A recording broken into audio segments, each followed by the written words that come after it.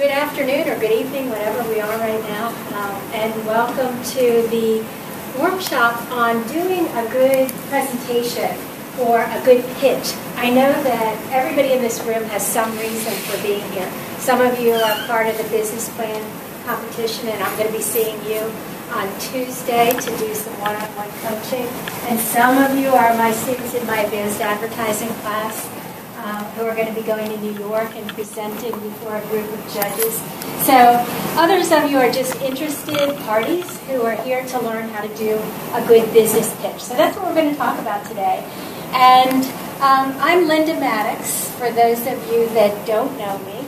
And in my other life, I teach advertising and marketing. And somewhere along the way, I got tapped to teach this workshop. And it started a long time ago. Let me tell you a little story about how it got started. It was probably 15 years ago now, and we were just starting our daytime MBA program. And I was getting ready to go away for the summer. And I remember, having all these plans, some mostly fun, some work, and I got a call. And I remember hearing the dean's voice. And you probably don't know much about academia, but deans don't call you unless usually you've done something like really bad. And so I thought to myself, what's this? And I remember his tone of voice. He said, Lynda. And that tone of voice has a special meaning to it, doesn't it? It's sort of like, I want something. So I said, yes. And he said, I just came back from a conference of business school deans. And one of the things that they talked about was that business students graduate with a tremendous knowledge of finance and human resources and management and marketing. And they have all these skills, but they can't seem to get what is in their head out of their mouths in any sort of coherent way. And he said, I heard that you require students to do presentations in your class.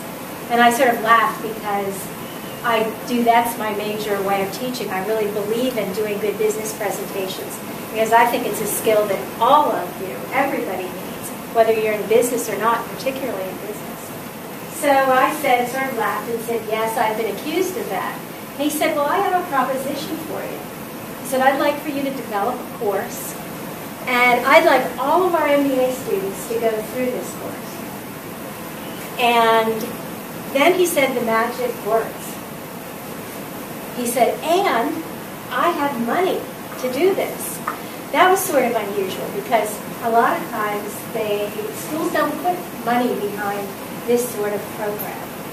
But I grabbed my husband, who's sitting in the back and who's going to be teaching this workshop with me today, and I said, would you want to do this with me? And so for the next 10 years, we taught all MBAs how to do business presentations and how to do business pitches.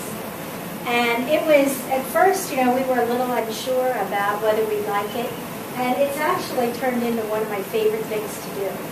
And in addition to teaching it at GW, and I no longer teach that workshop because it's now graduated into a course, and it's 7 weeks long, and so we don't do it as a workshop anymore. But Darshan and I continue to do this on a regular basis for things like this business plan competition. And we also teach it abroad several times a year. So Darshan and I go every year to Thailand to teach this workshop. And we go to Sweden every year, and we go to several other countries and cities around the world to teach people how to do good pitches. And it's still one of my favorite things to do. And one of the reasons is because it's such a needed skill. And it's one of those skills that everybody's afraid of. Even people that are sort of skilled at it have a certain fear of doing a presentation in front of a good number of people. So I'll make you raise your hand. How many of you are slightly afraid to do business presentations? Right. Is there anybody in here who's like, I get sick before I have to do a presentation, like real fear, or you really, really hate it really bad? Yeah. So there are several of you that still feel that way. You know, one of the reasons I like teaching it in the very beginning is I used to be one of those people.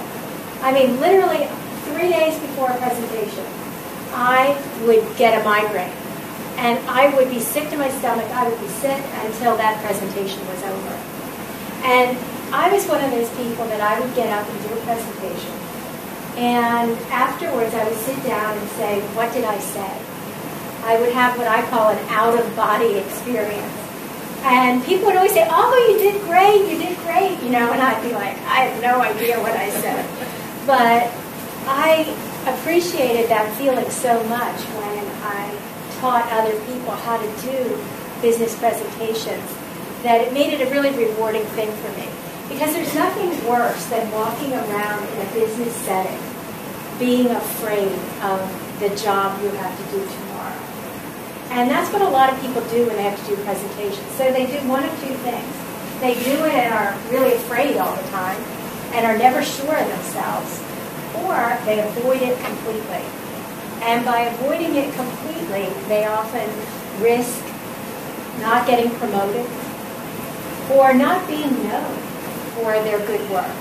So, or in your case, you guys want money, many of you, right? Or you want to win a competition. So doing a good presentation, doing a good pitch is really important. And so that's how I came to teach this workshop. And I'm hoping that today I can at least give you some of the basics and reduce a little bit of your fear, get you to channel it, and that by the time you do your presentations, wherever you're going to be doing them, you'll feel more calm, more prepared, and more promotable, because that's one of the key benefits of being a good presenter. Darshan is my husband, as I said, and he has his own market research company, and he also teaches here part-time. And I'll let him tell you more about himself, but I usually say things about him when he's not in the room, but he's sitting back here now, so I can't really say those things. But he will love it if you learn how to pronounce his name. It's Darshan, like Martian. Just put a D instead of an M, so that's how you pronounce his name. And now you'll never remember mine, by the way. Yeah. Okay, why is oral communication so important? Well, this quote by Pericles, the thinking human being not able to express himself, stands at the same level as those who cannot think.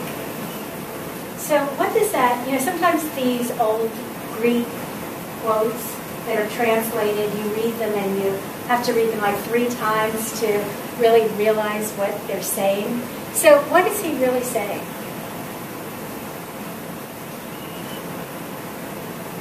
What's he saying? If you can't say what you're thinking, then it appears to others that you don't know what you're thinking. Exactly. If you can't say the smart, brilliant thing that's in your head, it's like, to the other person, like you're completely stupid, that you don't know anything. And you've all been in this situation, I'm sure. I recall I had a group of students. In my classes, I always do experiential learning with a real-world client. And so students compete against each other. That's in the graduate class, and then in the undergraduate classes. Some of them do that as well. And so one team got like a B- on their presentation, and they were furious. They came up to me afterwards, and I remember this one guy was especially angry, and he was waving a paper, and he said, "This is the name of the business librarian, and I want you to call him, and I want you to ask him how many hours I was in that library working. And here's his number." He kept saying, "Here's his number." I can still hear him today. And he said, "And you gave that other group who didn't spend nearly as much time in the library as we did, you gave them an A, and you gave us a B-, and how can that be?" And what I wanted to do was quote Pericles to him, that, unfortunately, you may be 100% right. That other team may be less prepared, they may know less than you do, they may not be as smart, they may not have spent as much time in the library or online, but all I saw was their 20 minutes of fame. And that during those 20 minutes, they presented their ideas better. And so they got my business. They got my money. They got the A. And you didn't. And that may be unfair in your mind, but that's reality. And to be honest with you, in today's business world, you have to be both brilliant and prepared with your 20-minute pitch. Because most good teams that get money, that get the A, that get the business, do have both. So always remember that it's not how smart you are, it's not how much work you've done, it's what comes out in those 20 minutes. Now, let me ask you, if you are doing something like a big presentation, you've been working on it for months, let's say, what percentage of your time do you spend on doing the research, and what percentage of your time on putting that final presentation together? Honestly.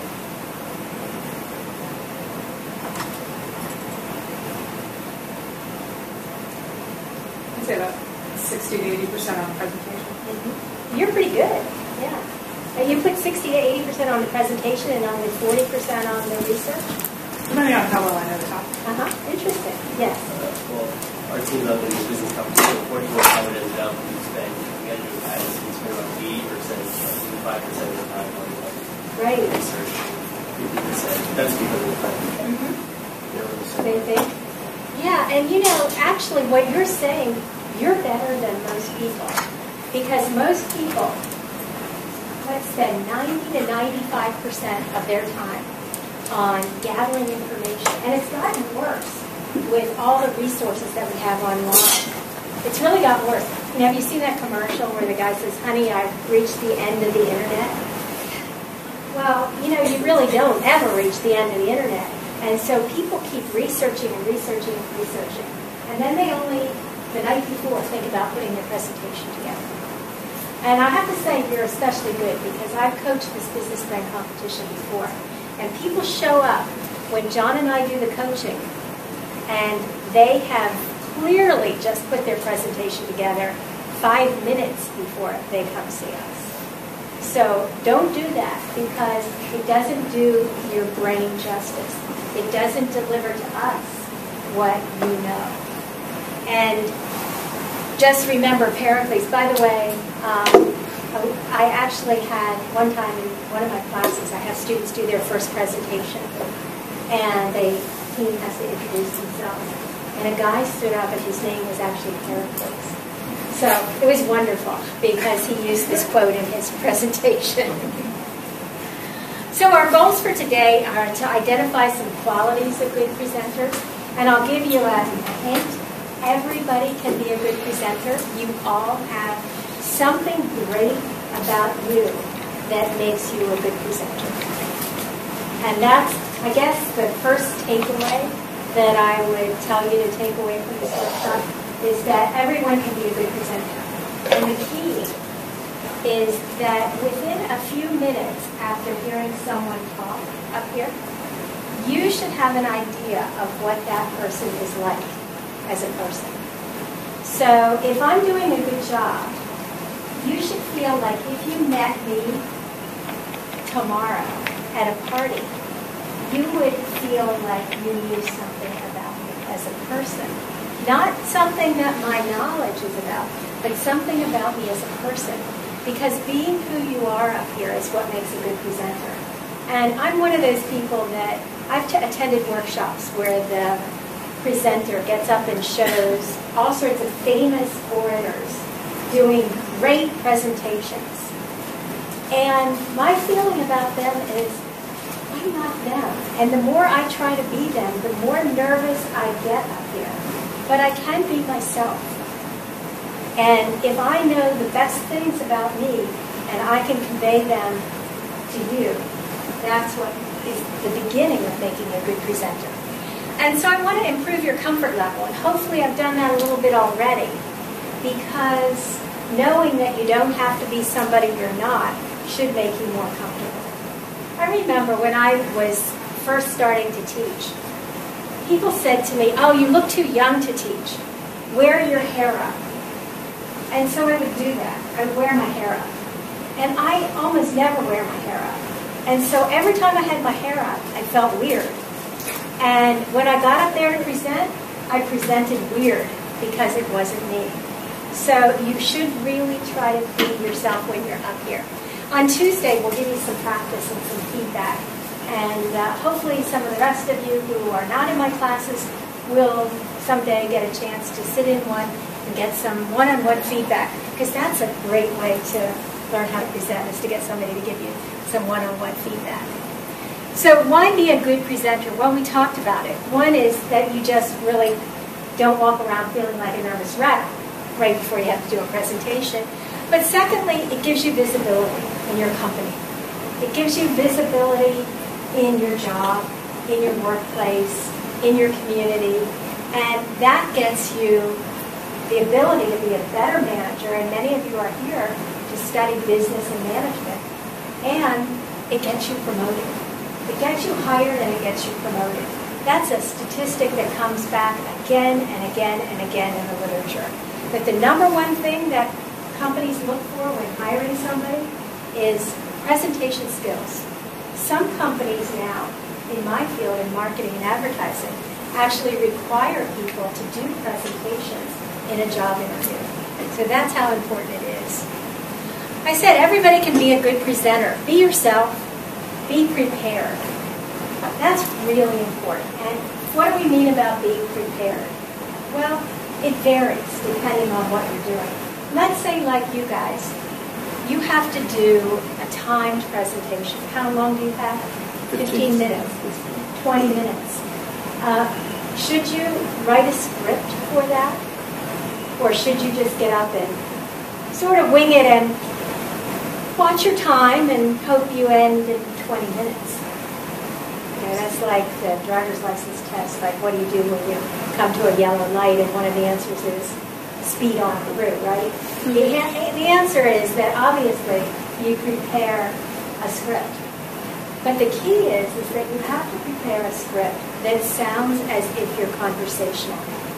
You don't imagine if you had to listen to me for an hour and 20 minutes, and I was up here talking like this to you the whole time I was doing a presentation, and even though I knew it perfectly, I was talking to you like this for an hour and 15 minutes. It would drive you absolutely crazy, wouldn't it? Yeah. And yet that's how people do presentations. They stand up here and they're so scripted that they aren't talking to you. So, yes, when you do a timed presentation, you have to be scripted. But you script it so that you sound conversational. And you practice it so that it sounds like you and I are talking one-on-one. Because if you don't, they will zone out. Non-scripted, non-conversational presentations make people zone out. They don't listen to you. So be so prepared that you sound conversational. And by the way, can you be conversational if you have notes? No, absolutely not. You should. I don't care what anybody tells you. And there will be people that will come in and tell you you can have notes. Well, I once saw a guy in New York who was an advertising guy, and he said, when you're talking about your babies, you don't need notes. You're talking about your work, your business plans, your case competitions, whatever. They're your babies. You don't need notes. And, you know, I've seen so many people, including some recent job candidates who I interviewed for a position teaching business communications. And they brought notes. And you know what happens when you have your notes in front of you? You don't have any notes. May I borrow your piece of paper for a minute? Just a piece of paper. Okay, if I have notes, and I've got them in my hand, the first thing is that I'm waving them around, right? Because that's just how we are. It's kind of like a white flag I'm waving. Or it's down here on the table and you're being really sneaky, right? You're not looking at it. What does it look like? I'm sleeping or something up here, right? Looks like I'm sleeping. And what if I think, oh, well, I'm going to use the podium. I'm going to use the podium, and I'm going to be back here, And nobody's really going to know that I'm reading off my paper. Well, you know, can you tell I'm reading off paper? First of all, I've got this podium between me and you. And I'm not a fan of podiums at all. Now, if I'm doing like a graduation speech, maybe. But if I'm trying to connect with some judges or some business people who I want to give me money, do I want to be back here? And, you know, I'm not the tallest person in the world. So if I didn't have these shoes on, yeah. So look at that. It really works. But you want to get out from there and you don't want to have these notes. And the person that we just saw interviewing had their paper up there and they were not using it. They were doing pretty good. And then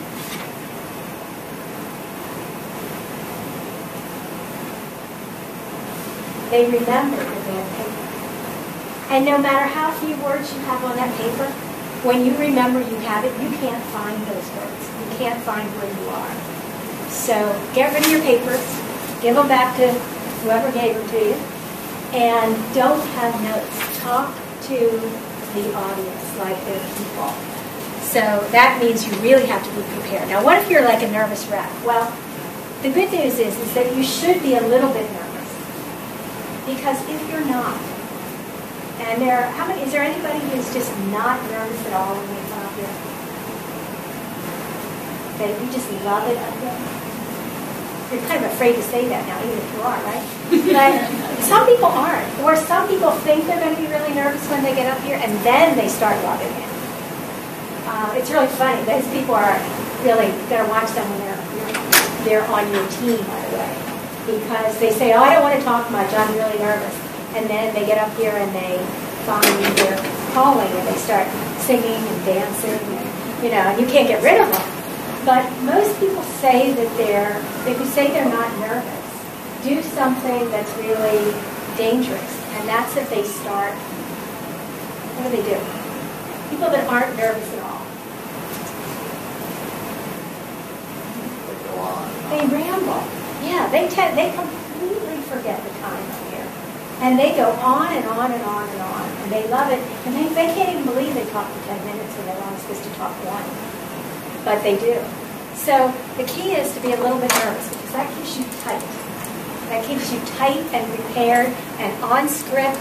And it really, if you can channel it into energy. And so how do you take that nervousness and turn it into energy? Well, I'll tell you one of my tips, and you probably all have your own tips. But I usually have what I call home people. And those home people are people that have friendly faces and who nod a lot. And I found one over here. She's been nodding at me just nicely. Every time I get a little bit nervous, I look over at her, and she nods at me and smiles.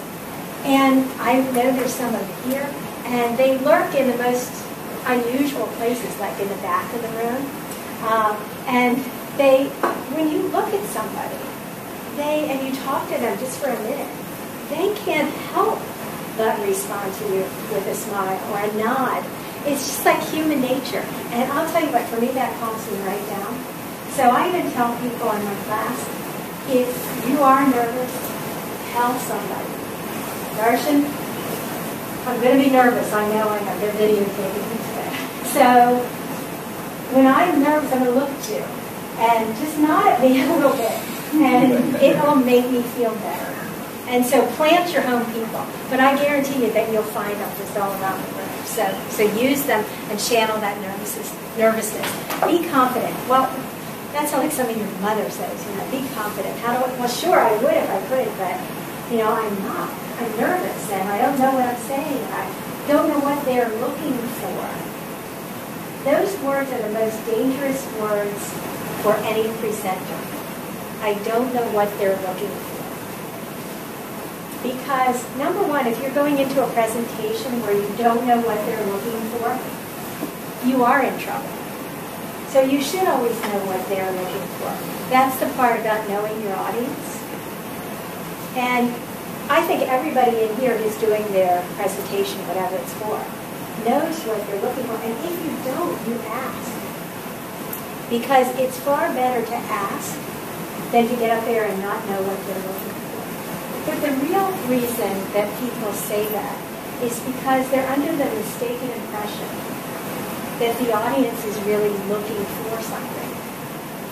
They're looking for something that will benefit them, yes, but they're not looking for any one solution or any specific set of words usually. And so you are the expert when you're out here. So if you know what your audience is looking for, like for instance, if you're doing the business plan competition, what are they looking for? What do they want? What's your purpose for giving this presentation?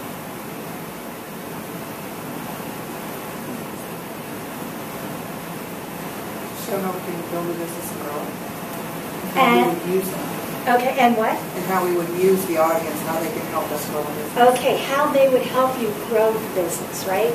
They're looking to give you money. That's what you want from them. That's why they're there. Because they're there to judge which team has not just the best idea, but the idea that will do good things, will make their investment worthwhile. So you know that. Do they know more about your business than you do, or do you know more? You know more, right? You know more about your business. You know more about your case presentation. You know more about your finance project that you've been working on for the last 3 months. So that's what gives you confidence. Knowing your audience and knowing that you know everything you possibly can about the subject when you present it. And then finally, be natural. You know, I can't say that enough. My very first class, I went to Penn State. Do any Penn Staters here? Usually they say there's one in every group, but I guess that's me. My first presentation class at Penn State, all freshmen had to take it. I was scared to death, I have to tell you. And I remember I did my first presentation, and I got my comments the very next class period. The professor came in and handed these papers back, and I was scared to look at mine. And the only thing it said on that paper was, stood with one hip jutting out. That was it. I apparently was standing like this, and for the next 20 years, I have, I kind of try to straighten my hips out when I stand up here. And it makes me crazy. So I wouldn't want to make you crazy. I would want to say, try to be as natural as you can. There may be some stances that people will tell you don't do, like Mr. Clean, or closed arms, or, people that do this. Are you hypnotized yet? Because that's basically what it does to you. So any repetitive thing, you don't want to do too much. But hey, there was a professor that taught at this school, and he taught like this. The whole time he was talking, I think it was his exercise routine. He walked back and forth the entire class period. And one day he didn't do it, and the students were all like, what happened to Professor so-and-so? Did he hurt himself? They thought there was really something wrong with him. So sometimes, a style can be yours, and that's natural. And so that usually comes after years or practice, but be natural up here, I think, is the bottom line. So how do you do, it's not only about how you stand and how you use your voice and that kind of stuff. Most people make mistakes on presentations because of content, not delivery. You can train almost anybody to do good delivery, but it's the content that they mess up. And you know who makes the most mistakes? People who know the most. When you don't know much, it's pretty easy to put together a presentation because there's only a few things to say.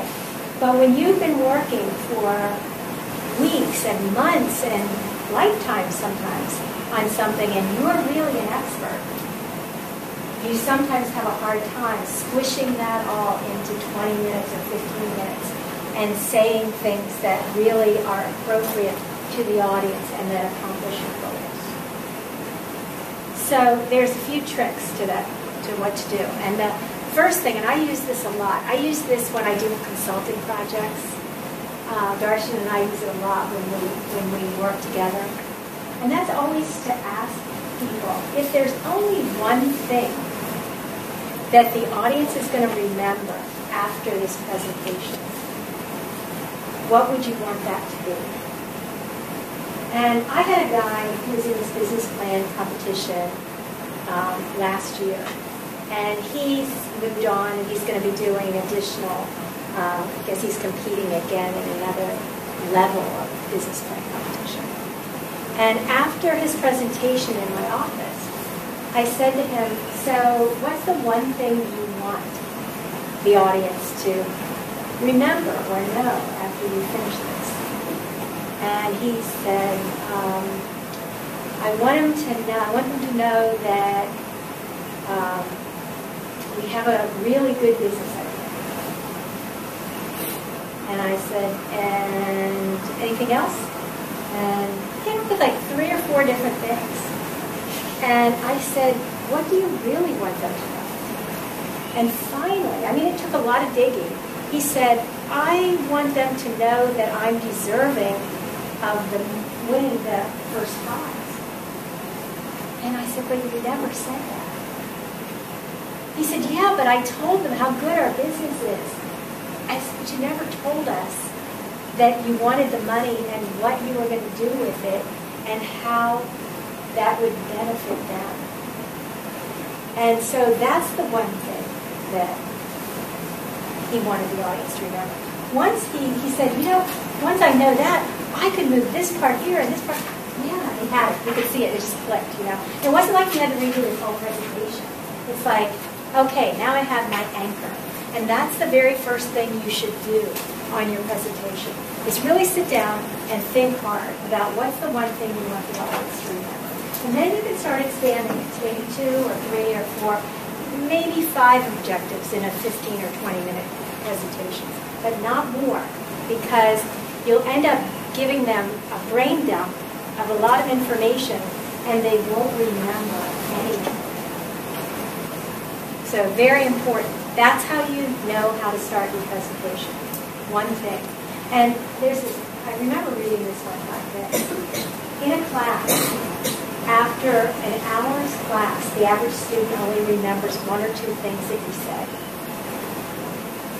And I was like, that's terrible. I mean, I spend all this time, and they only remember 1 or 2 things. But the bottom line is that's the way the brain works. And people are busier and busier, and their mind wanders more and more. So that means that when you do a presentation, if you're trying to communicate too many things, they remember nothing. And then you also have to know the purpose of your presentation. Is it to persuade or inspire or inform or sell, instruct, entertain, change behavior, or what is it? So for most of you, what is your main goal out of this? Persuade. Anything else? Sell. Just sell? Yeah. And what are you selling? You're selling your idea, your business plan idea. What else are you selling? Yourselves. Yes.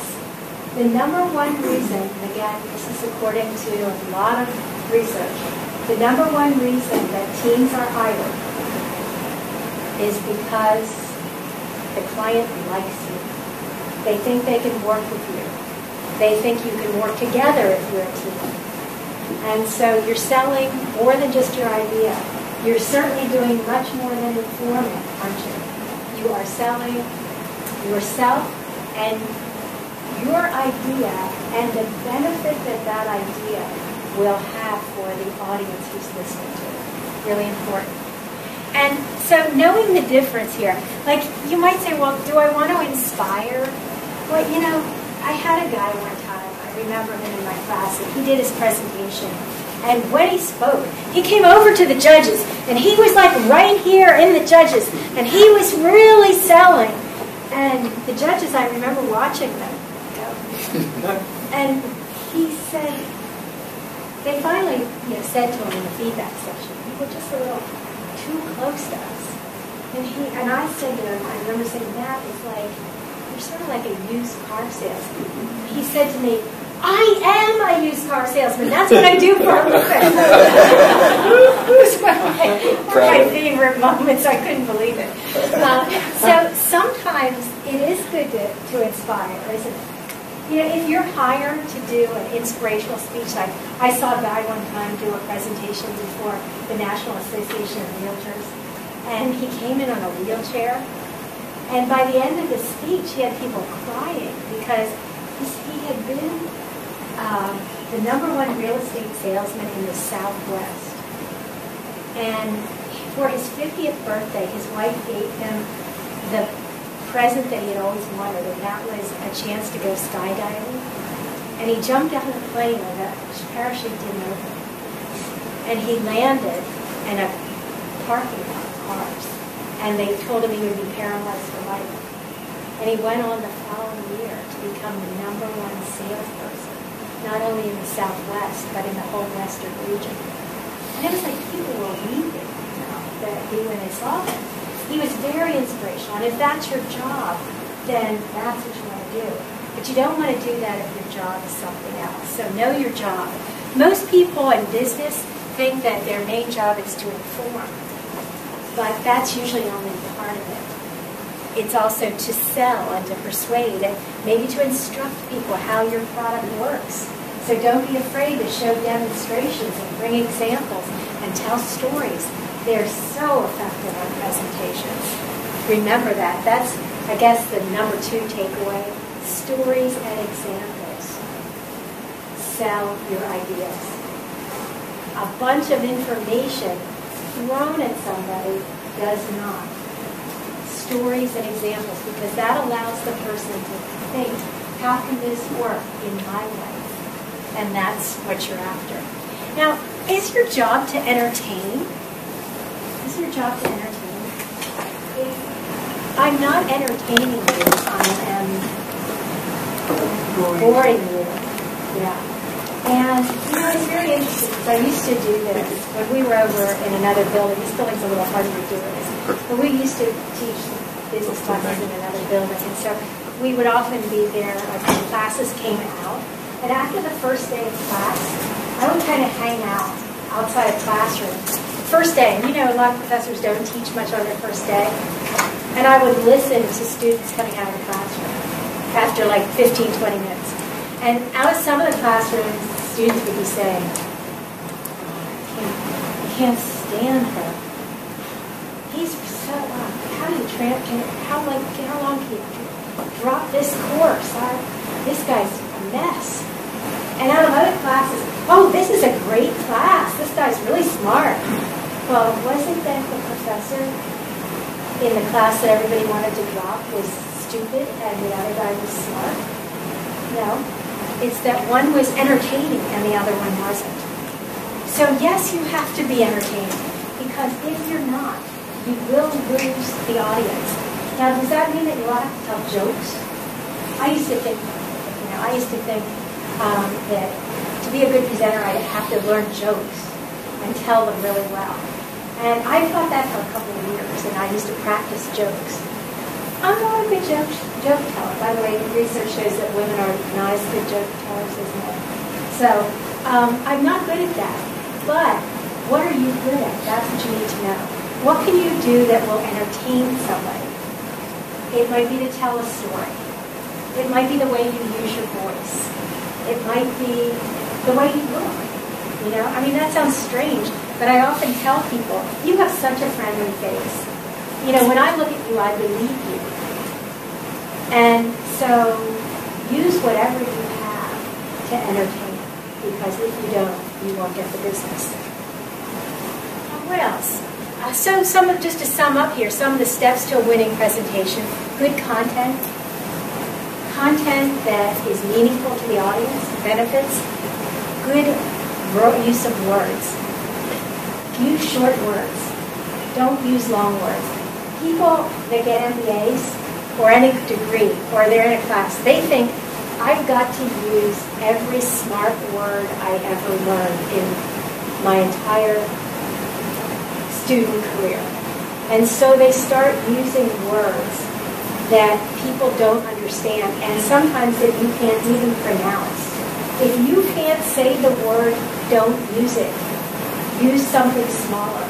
And I'm a big fan of cutting words, not content. So when you script out your presentation, you write everything you think you need to tell the audience. And then you go back and you start editing words. And even syllables. Don't say we will, say we'll. Because it takes less time. And if you use less time, you have more time to speak slower. You have more time for pauses. You have more time to get audience participation. Even if it's just to ask them a rhetorical question. And it makes you sound smarter and more entertaining. Your voice, so important. Don't be monotone. Use your voice, modulate your voice so that people like to listen to you. There's research that shows that it's not what you say or even how you say it, but the tone of your voice that first makes people decide that they like and believe you or they don't. So you might say, for how many of you is English not your first language? Okay, so a lot of you. That might make it more difficult for some people, right? But I'm always a believer. Accents are charming, right? Don't you love to know where somebody's from? You like to listen to them, you try to judge their accent, and that's like something we do as human beings, and it's fun, and they're charming. And you always feel so good when you guess where somebody's from, right? So one of my favorite examples, and this is true, is I had a guy in my class by the name of Francois. And Francois was terribly charming. And he had a very French accent. And we were presenting to the town of Rockville, Maryland. And their job was to come up with ideas for businesses that would do well in the Rockville, Maryland area. And so I had these three guys from Rockville, and they were like sitting along the front, sitting next to me. And I don't think I think this was like one of our first trips down to D.C. And so Francois kept talking about, in Rockville, they needed an hamburger restaurant. An hamburger restaurant. And he said this over and over and over again. And finally, this guy leaned over to me and he said, "What's a hamburger?" And I said, "It's a hamburger." And he said to me, "Well, why doesn't he say that?" I said, "Because he's French."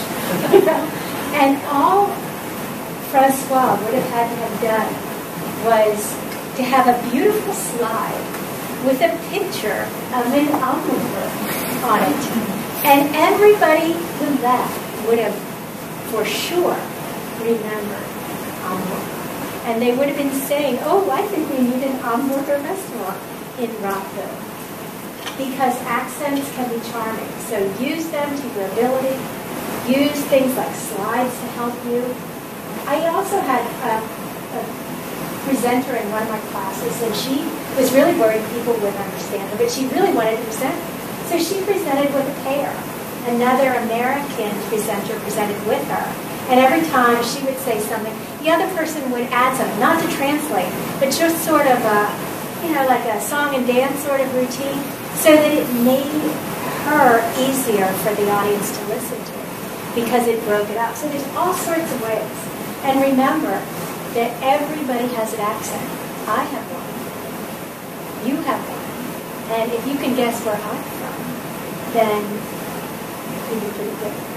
But it is what makes people interested. So don't worry about your accent. Slow down and enhance it in whatever way you can. Use good visuals. They shouldn't overpower. If people are watching those slides instead of you, they are watching the wrong thing. You want the audience, you are the most important part of any presentation. If your audience is mesmerized by your slides, they are mesmerized by the wrong thing. Slides don't sell, you do. It's really important to remember. Also, watch your actions. You know, try to be as natural as you can. A lot of people say, well, what do I do with my hands? Whatever is natural to you. But if nothing feels natural, just let them fall to your side like that. You know, that's the best thing I can say. And rehearse, rehearse, rehearse. Rehearse until you just know this like your own name. Know your audience. And here's the next takeaway. What are we at? Number 3. Benefits, not features. If you tell the audience the features of your product or your service, they have to work. So if I tell you that this workshop will give you, will tell you how to present, it will tell you how to hold your hands, it will tell you how to use words, it will, and I keep telling you all the features. What you're thinking of when I'm saying that is, oh, okay, so if I know how to do that, then when I do my presentation, I can do it. If you tell only features, the audience has to convert them to benefits. And while they're doing that, they are not listening to the next thing that you say. So instead, you tell them what the benefit is. If you present well, you'll get the business. If you present well, you'll get promoted. If you do this, you'll feel more comfortable. So use features, benefits, not features. Your core objective we talked about, that reference point. So let's say that, God forbid, you're up here and you're going along merrily and you don't have your nose and all of a sudden you forget. Like, I have no idea what I'm talking about here. It happens to the best of us. And sometimes people just stand there like for what seems like 30 minutes without saying anything, and their mouth starts shaking and they get really scared. If you have a core objective, you can always come back to it, because that's the one thing that is so embedded in your brain. And will the audience notice that that happened? No, they don't notice. As long as you don't stand there for 30 seconds without saying something with your mouth quivering. So the core objective is so important because you build your presentation around it, and it's your safety net. And it's the focus of your presentation. So once you have that objective, this allows you to start your presentation. And the first thing that you write when you write your presentation or your pitch is the end. That seems counterintuitive to most people. They want to start at the beginning. But the reason that you do it at the end is because of something called the primacy-recency effect. Anybody ever hear of it? Primacy-recency effect? What is it? It's when you hear something at the end, so it's the first thing that you think of when you recall the presentation. So that's recency, and primacy is? It's the first thing you hear. So basically the research shows that there are 2 parts of any presentation that most people remember. The beginning and the end. The stuff in the middle gets sort of muddled together and they don't remember it as well. So of those 2, the end, recency, is the most rememberable bit. That's why you write it first. And that's why every presentation has to have these 3 things. Every presentation, bar none. And that's a recap. In a 15-minute presentation, your recap should be about 1.5 to 2 minutes. And in that recap, it's like an executive summary of everything you've presented up to that point. So today, we've been talking about how to do a good business pitch. And we said that, first of all, anybody can be a good presenter. The key is to be yourself, to be natural, to have a little nerves, because that can become energy, to use home people throughout the room who you can look at and will smile back at you when you look at them, and it'll make you feel more at home. to know what your core objective is so you can always come back to that and build your presentation around it, to practice as much as you possibly can, but practice so much that you don't sound memorized or scripted, but you sound conversational, to use stories and examples, and always, always, always to have a recap in your presentation, because it brings everything together that you just heard and allows you to make it memorable. There's the recap. Never, ever, ever forget that recap. It is the most important part of your presentation. And the next thing, the CTA, do you know what that is? What's the CTA? It's a call to action, exactly. My students all walk around saying, CTA, we got to have a CTA. What is that? CTA is a call to action. What does that mean? Tell the audience what you want from them. Tell the audience what you want from them. Does that mean you have to ask for money? Yes, that's what that means. It means that you have to ask for the business. It means to tell them that you want the job. It means to tell them that you want the money and what you're going to do with it. Because if you don't ask, you will not get it. Somebody else who asks for it will seem more eager. I always remember, and my husband was part of this, one year I was hiring a TA. I had 3 really good people who wanted to be my TA. And I couldn't decide on which of them I wanted. And there was this one that she wanted it so bad, and she kept asking me for it all the time. I really want to be your TA. I really want it. This is why I want it. But she had she didn't have as good a grade as the other people. And I remember mentioning this to my husband. He said, which one wants it more? I said, oh, Lisa does, for sure. He said, I hired Lisa. Lisa was my best teaching assistant ever. We won the National Student Advertising Competition that year. Thanks to Lisa, she asked me for the business and she got it. So always remember that. Ask for what you want, and that should be at the very end of your presentation. And that's why you always need a plan B. Because if you don't have a plan B, and you're presenting particularly as a team, or even not as a team, and you get up there, time moves faster when you're in this position than it does in your position. You might think that is so far from the truth, I can't even believe it, because I'm so nervous when I'm up there. It seems like I'm up there for hours. But when you're really prepared for a presentation, and when you're really psyched for it, and you get up there and you're presenting your heart and soul and your ideas, time flies up there. And so before you know it, your 15 minutes is up. And if you don't have a plan B, the buzzer rings and all you can say is, oh, I ran out of time. And that's the last thing they remember. Privacy, recency. Oh, I ran out of time. Or, that's it. Oh, I guess that's it. That's all, folks. That's not what you want them to remember. You want them to remember your recap, your call to action. That means plan B. Plan B says in the middle of your presentation, you have a plan. You know where you should be by 6 o'clock. And at 6 o'clock, if you're not there, you drop out something in the middle of your presentation, an example, a story, something that, yes, you wanted to get in there, but guess what? The audience will never know that you didn't include it. And that's where people often get really nervous. They sit down and they say, oh, I forgot, I didn't put in. Nobody knows that. If I told you right now that there are 5 key things I have forgot to tell you. First of all, the only way you know that is because I told you that. And people do that too. Don't do that.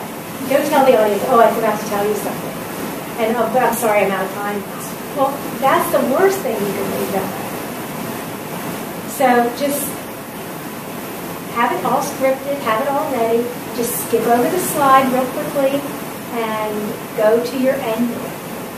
But do it in the middle, not at the end, because you always have to have that. Your introduction is the second thing that you write. Primacy and recency. So in the beginning, you have to establish your authority. Tell the audience why you're there. And tell them how they're going to benefit. Like if I came in and told you all about me and not what you're getting out of this, you're going to sit there and think, well, who does she think she is? So, and also, authority is more than degrees, right? So suppose I had come in here and said, hi, I'm Lynda Maddox, PhD. You can call me Dr. Maddox. And I am a professor of marketing. I have been at GW for over 25 years. I have taught this workshop 792 times. I teach around the world. I am known for all sorts of things. I have 75 articles and I've written 22 books, and you can say, like, I guess she's something, but I sure don't like her. And so authority is about a combination of two things: credentials and likability. And you have to convey likability to your audience. And what makes an audience like you?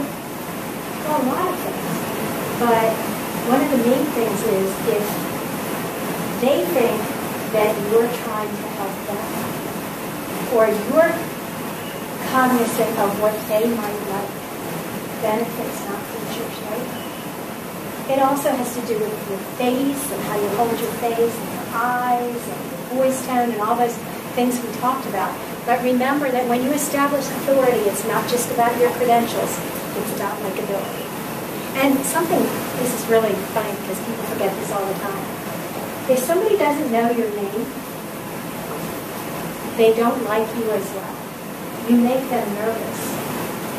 You know that feeling when you're at a party and you were introduced to somebody and then you forget their name and like you see them again, maybe a little while later or the next day. Like I've actually walked across the street to avoid somebody who I saw coming and I knew I was supposed to know their name and I couldn't remember because I was so embarrassed I couldn't remember their name. Make sure the people in charge, the people who are going to give you the money, the people who are going to give you whatever it is you want, know your name. Make sure that they know your name. That means go over to them, talk to them, meet them, wear a name tag, whatever you have to do, make sure they know your name and or your team's name when you're presenting. Because they're going to be judging this business competition. How many teams? 8 teams, right?